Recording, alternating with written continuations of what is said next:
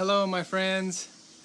I wanted to share with you a topic today. I originally entitled it Cancer Cure, but I changed the title to Cancer Health because I did not want the cancer cyber dogs to catch me. I don't want to get locked up and put in prison for practicing medicine without a license, for saying my own opinions. So I have to be very careful,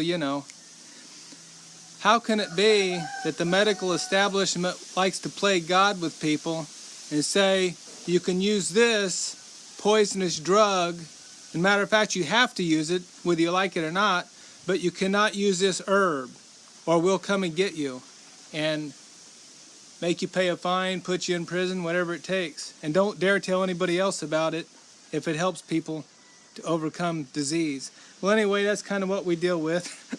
Unfortunately, but maybe it'll change. We just hope that God will restore our rights as human beings to us that have been stolen from us by the powers that be. So anyway, cancer health. Today is November 22nd, 2020, and I wrote this little article just as to share what I know about it. Cancer is like a parasite that needs a host to survive. It can't live on its own. It gets its life and power from the organism it lives in and on.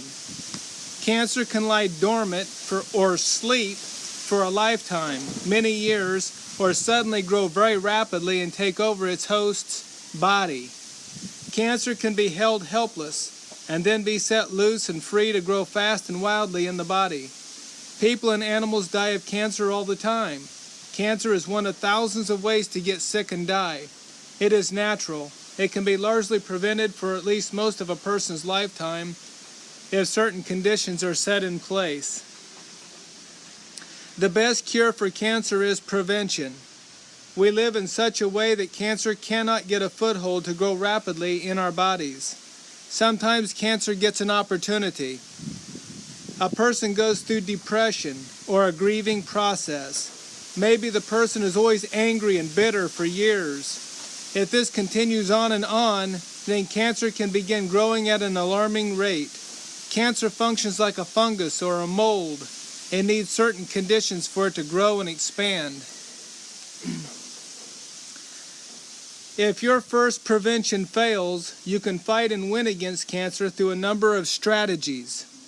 As freedom of speech is currently under attack, I have to use caution in expressing my own personal opinions.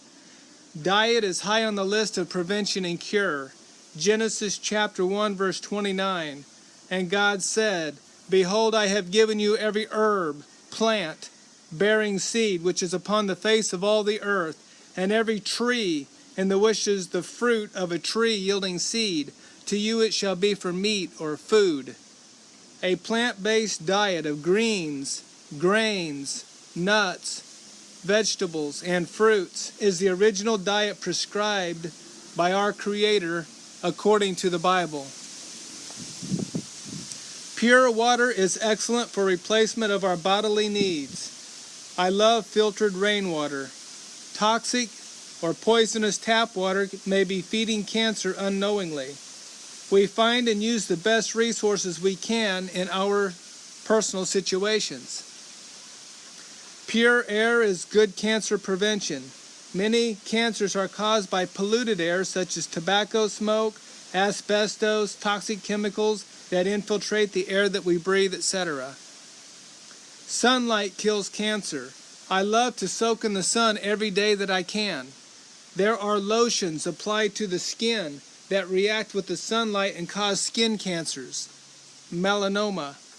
Do your research if you are concerned about these things.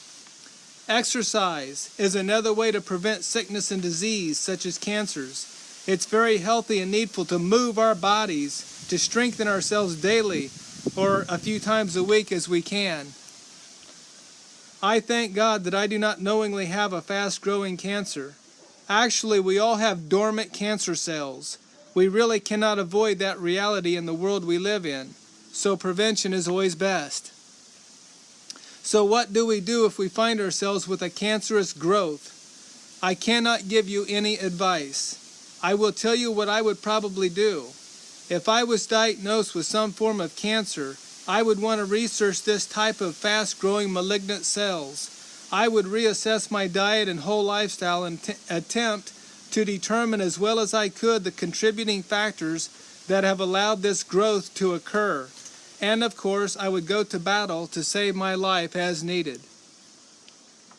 Prayer for guidance, fasting to various degrees, juicing greens and vegetables like carrots, getting good exercise and other measures can be used.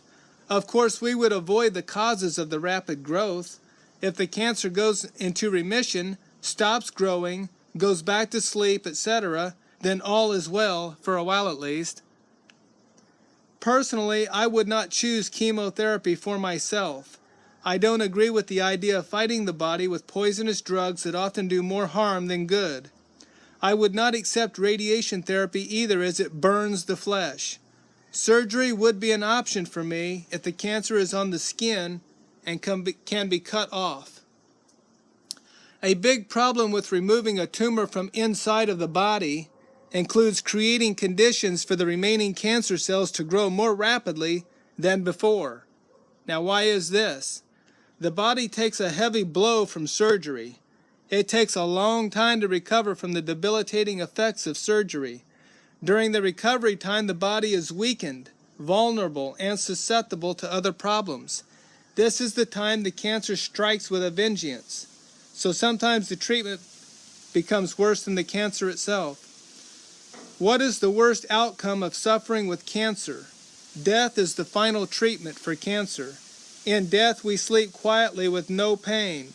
We await the glorious resurrection of our bodies to immortality and paradise at the return of Jesus Christ for all of his saints. The time is coming when cancer won't be needed anymore. Why is cancer needed? It's kind of like flies and maggots eating out a dead, rotting animal, like a deceased chicken laying in the grass. When the flesh is eaten up, the flies and maggots go away until the next time. Parasites are a temporary phenomenon until God makes all things new. Then there will be no more death, parasites, pain, or suffering of any kind. The best way I know of to handle the diagnosis of cancer is to understandingly accept it, and then work with our bodies to secure the best outcome. It's healthy and okay to cry tears, express our feelings to God and one another, take time off to meditate and pray. I hope this brief explanation and statement of faith is of help to you. Many blessings.